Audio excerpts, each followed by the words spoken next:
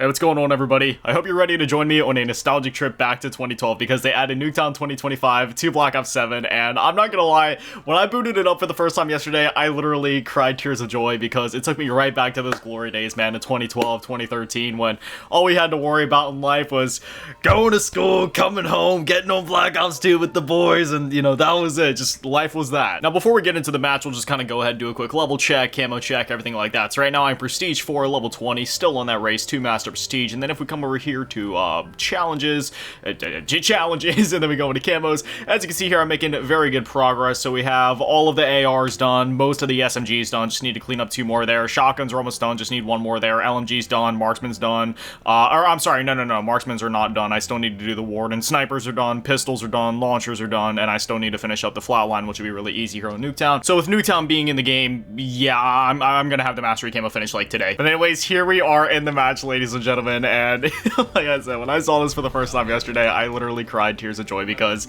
it's just Nuketown 2025. Like, this is all I could have asked for. It's just, we're back in 2012 again, and it feels amazing. Also, there is one thing that I want to say. There is less input lag on my monitor today, so I may be playing a bit better, maybe, sort of, because it's sort of like this weird trade-off. So, I was talking in yesterday's video how my monitor's been having some weird issues lately. Also, don't mind me, I'm going for headshots right now. Normally, I do headshots over in hardcore, but obviously, since we're making a video, I just kind of wanted to do it in core, so you guys could kind of just get a feel for how it flows in normal gameplay. But anyway, my monitor is a cheap Acer monitor, and there's the settings on it called Overdrive. Well, for the longest time, I had mine on Extreme, because what Extreme does, it gets rid of, like ghosting and stuff like that. And for a while, mine was set on normal. So then one time, I tried setting it to off to mitigate some of the input delay, but that was when I still didn't know what Overdrive did exactly, nor did I know if it was actually essential or not. And on this cheap monitor, oh my gosh, yes, it is, because immediately, everything was so blurry. Like, the input delay was non-existent, but everything was very blurry, I could barely see the screen, and it was just a terrible experience. So then I realized, like, wait a minute, for like the longest time that I've been using this monitor, I've had like really bad like ghosting issues and whatnot, and it wasn't always that way. I think it's just more of a thing like in recent times for one reason or another. I guess the monitor might just be degrading since it was kind of cheap and I bought it back like, I don't know, 4 or 5 years ago or something like that. So, so from there, then I was just sort of like, okay, let me try putting it on Extreme, and it was amazing. Everything was so crisp, so clear, there was no ghosting, but the input delay was a little noticeable. I was like, it's not that bad. But, yeah, over time, and especially in a game like BO7, even though the input delay was not that extreme, it was probably that of like a, I don't know, mid-2000s TV. In a game like Black Ops 7, that just doesn't work, and I was literally getting headaches, and I felt like my eyes were bleeding because it was like, it was overcorrecting for the ghosting problems and actually introducing new artifacts, so I don't know, it was like a whole thing. So TLDR, I ended up flipping it back to normal, which is what it was on when I first got the monitor. Again, there is a bit of ghosting and stuff still happening, which is a little unfortunate, but it's more tolerable to look at than the Extreme one, I feel like, even though that one technically had less overall. And the input delay is obviously much better. As you can see, I am playing a lot better today. It's still not as good as my TV, because my TV has like the game mode and everything, which makes all my actions basically instant. But it's still fast enough to where, I'm sorry, I'm gonna die apparently. But it's still fast enough to where it's, like, not as bad as it was, so I should be playing better overall. I should be getting less headaches using this monitor, because I was literally getting headaches from the input delay. Anyway, yeah, like I said, lately, like, for the last 24 hours, I've literally just been living on Nuketown, so being back here in core, trying to get headshots, like, obviously, it's still easy to do here in Nuketown, compared to, especially any other map in the game. There we go, 10 headshots done for the, which gun is this? The Raiden 45K. But, yeah, hardcore is obviously a lot faster, so after this video, I'm gonna go back to there. Oh, come on, no! I'm literally done with the pistols, so I don't even need this at this point. I gotta put Scav back on. Do I even? Yes, I do have it unlocked. We're putting that back on. No, I don't even have the right melee weapon on. Gosh, dude, I just prestiged like, I don't even know, maybe like an hour ago or something like that, so I gotta reconfigure all my classes. Also, if you're wondering why I'm using Tac Sprint when I've literally been saying how glad I am that Tac Sprint isn't in Black Ops 7 anymore, it's literally just to help me get the camos done. As soon as I'm done with the camo grind, I'm getting rid of Tac Sprinter. I'm never using this perk again. It's literally just helped me speed around the map and sweat. And I actually have this really toxic combo that I think I talked about in last night's video or the night before that. I may have, may not have. But you put on Tac Sprinter and then you use Perk Read on your wildcard slot and then you put Lightweight on top of that.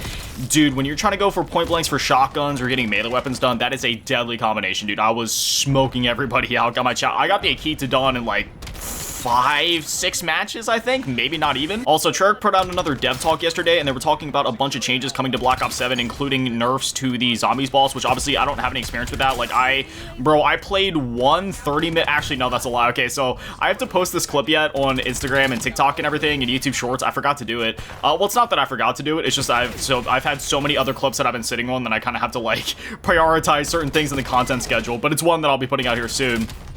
But anyway, in my first match of Ashes of the Damned, I was reading a chat, and I ended up falling off of a cliff, and that's how I lost my first match. I only lasted for about 7 or 10 minutes or so, which, hey, never mind, I was about to make a really bad joke of it.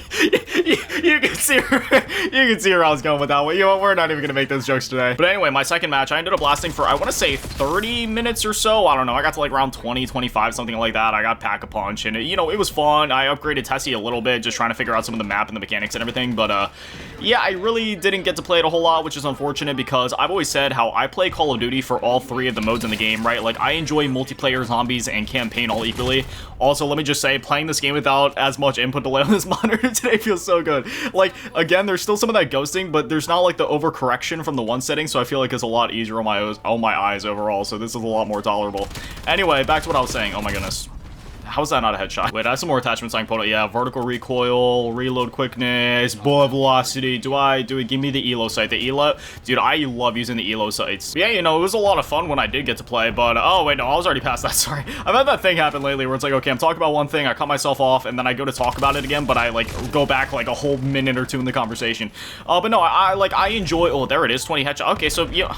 It's weird, man. I feel like hardcore is faster, and then when I start playing core, I feel like I do better in core, but I don't know why. The only reason I can think of is because in core, if you miss your first shot, it's okay. It doesn't just count as a kill automatically. You have time to, like, adjust your recoil to then make it a headshot.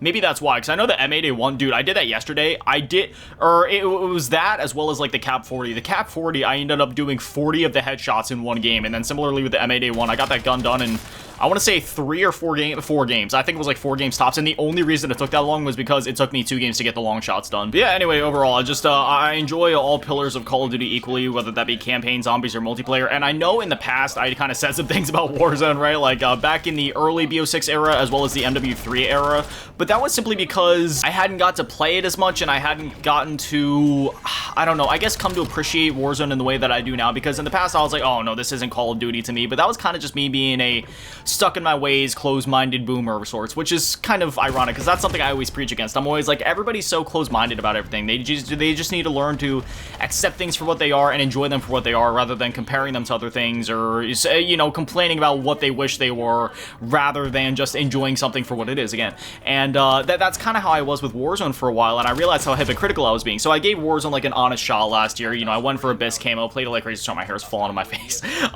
And you know, I've actually come to appreciate Warzone a lot, and I genuinely really enjoy that battle royale now. And you know, I'm very excited for Warzone this year, right? They got that spiritual successor to Blackout coming out. They also have the new Resurgence. I almost called it a new Rebirth map. New Resurgence map, and Rebirth will still be in the game. I hope they keep casuals in the game. That'll be helpful not only for the camo grind, but also, like last year, for example, casuals was huge for letting me introduce one of my friends to Warzone, because, you know, if she tried diving into just like normal Warzone right off the rip, you know, especially hopping into my lobbies, like if casuals wasn't there, it would have been a completely different experience for her. But since casuals was there, you know, we were able to play. She had a good time. She enjoyed it. And by the end of the night, I bought her the Vault Edition of Black Ops 6 because, you know, she wanted to keep playing COD. And then, you know, she's still here in BO7. I hooked her up with the Vault Edition for BO7, and, you know, we've already played it a handful of times, and she's having a great time with it. And again, a lot of that probably wouldn't have been possible if Warzone didn't have casuals mode, just because of how sweaty the main mode can be, especially for new players. So I'm really hoping they keep casuals in there for not only selfish reasons of wanting to do the camo grind easier, but also just for the sake of new players. It'll also be really nice when the free trials begin for Black Ops 7, because, you know, similar to like Modern Warfare 3 and Black Ops 6, you know, I'm 100% confident that we're going to be getting more free trials here in Black Ops 7 at some point. I'm not sure exactly when that'll happen. Usually they don't happen until like after the holiday seasons for Call of Duty games, so it'll probably be a little while yet. But especially with skill-based matchmaking being gone, I already know that's going to onboard a lot of new players this year, and a lot of players that maybe have been unsure about Black Ops 7 because of the skill-based matchmaking in previous games, or anybody that was concerned about the skill-based matchmaking or if it was actually gone. playing the free trial for literally like 1 or 2 matches will be enough to, you know, settle those concerns and help people get on board with the game. Because I'm telling you, man, Black Ops 7, you know, not having skill-based matchmaking is such a game changer. It feels like a completely different game. It feels like classic Call of Duty again. Obviously, there's like still modern Call of Duty mechanics. Like we got the new movement with like Omni movement, and we got, you know, the gunsmith, and, you know, some of these other newer features of the game.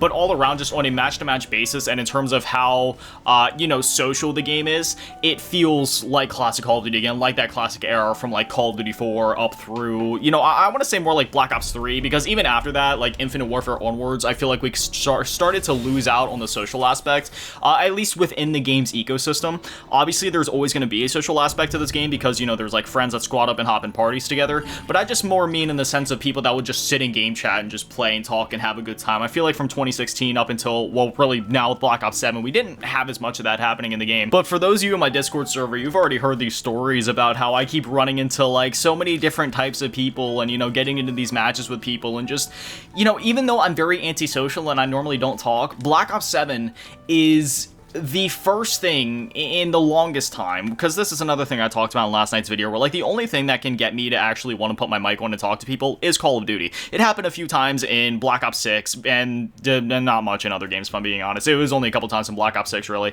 but in Black Ops 7 it's been happening almost on a daily basis, where at least a couple times a day I'll put my mic on if I hear people talking or asking questions about the game, or, you know, one thing or another, and just getting that conversation going and having a good time with people. And now that persistent lobbies are back in the game, right, like you're able to, you know, talk to those people and stick with them match after match, and you'll have those rivalries where like sometimes they'll end up on the other team, sometimes they stay on your team, and you guys just kind of like go back and forth, get to know each other. By the end of the night, you know, you might add each other, you might not. Either way, you know, it's a nice memory just to keep in the back of your mind. And I have so many funny clips again that I've posted over my Discord server, and if you're interested in joining that, I'd highly recommend doing so. You know, I have all my social medias, including that, linked in the description of every single video, so if you ever want to find me anywhere, you can find all that stuff down below. But anyway, you know, I've just been posting all those clips, and I kind of want to post them to YouTube at some point, because there's just been so many wholesome and funny game chat moments that I've clipped. Also, I'm just gonna say it, it's really nice for the camo grind sometimes when you do get into those lobbies where it's like, alright, I'm doing pretty good in this lobby, and then you can just kind of, you know, just stay in that lobby for a little while, complete some challenges, like the one I was talking about last night where I got like 40 headshots done for my Cap 40 in one game. I stayed in that lobby for a while. Bro, I'm trying to figure out what to do with my hair. It keeps like going like all over, like there's, like I want, like if I could just wear my hair the way I normally do IRL, I would, but I don't think you guys would want to watch that necessarily. And also, I can't really wear my hair the way I normally do when I'm playing a game, because then I can't see as well, because the way I wear it, I mean, you guys can probably already tell I have really long bangs. I just let it kind of like droop over my face, or at least like over the sides of it for the most part. It looks a lot better when I first like get out of the shower and brush it and everything like that, because I record these videos at 7 in the morning, so you gotta think I just woke up like, you know, 3-4 hours ago. Today I actually woke up earlier. I woke up at 3 a.m. and got on Black Ops 7, so I've already been on the game for like 4 hours. So yeah, you know, usually when I wake up, obviously my hair gets a little messed up just from sleeping and everything like that, so it doesn't look the greatest first thing in the morning anyway. But oh my gosh, I just went headshots. That's a headshot. I'm dying on this hill. Kawaii camo is the best camo in Black Ops 7. Y'all thought I care about, you know, getting all the guns gold and singularity camo and all that? Nah, bro, I just want a Kawaii camo. I'm done. That's it. I beat Black Ops 7. I got Kawaii camo. We're good. That's it. I'll see you guys in Modern Warfare 4 next year. I'm really excited to play the campaign too. You know, I'm just, you know, I hate talking about negativity and online, let's just put it as it is, online BS in these videos. You know, I know there's been a lot of people, you know, saying whatever about the campaign, but I'm gonna be honest, I'm also the same guy that really enjoyed Modern Warfare 3's campaign. Yes, Modern Warfare 3 2023. I still enjoyed the storytelling in the game. I enjoyed the story as a whole and the gameplay and everything.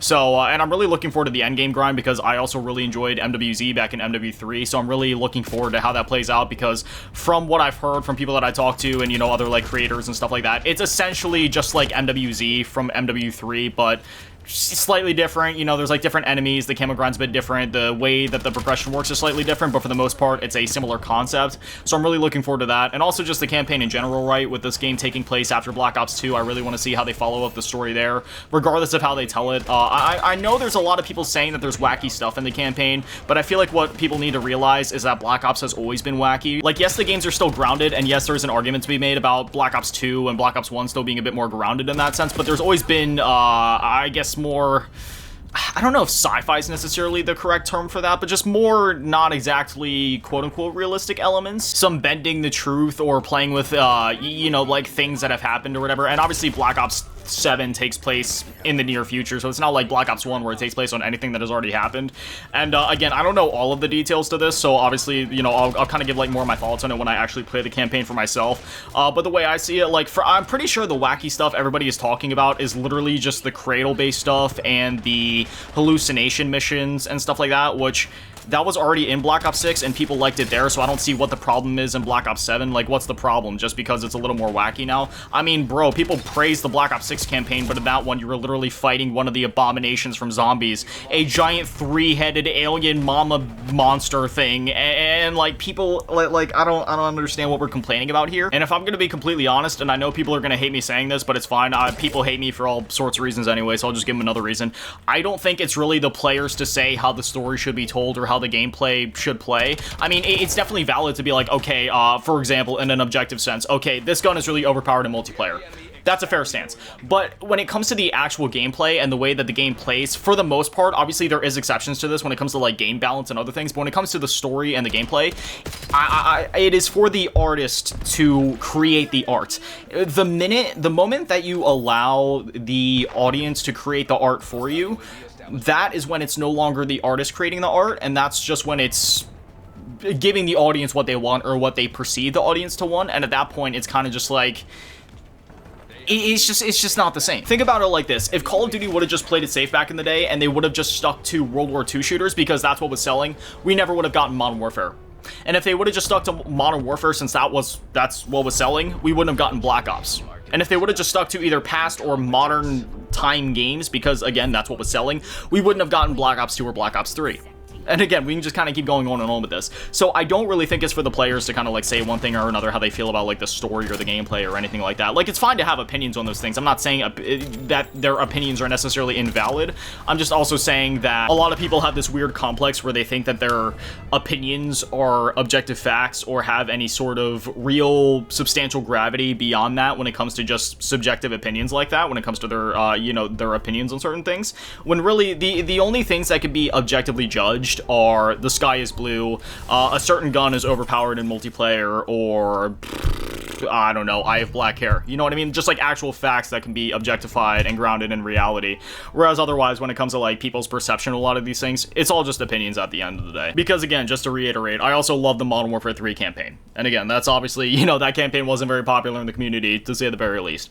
So, yeah. So I'm really excited to play that. I don't know if I'm going to do zombies or campaign after MP. I got to figure that out yet. But anyway, I'm going to go off camera now and just finish this up. You know, we're really close to the end of the grind, so I'm going to get this done today. And then, yeah, in a day or two, I'm not going to be making a video as soon as I unlock the camo because there's something special I got to do. I don't want to spoil it yet.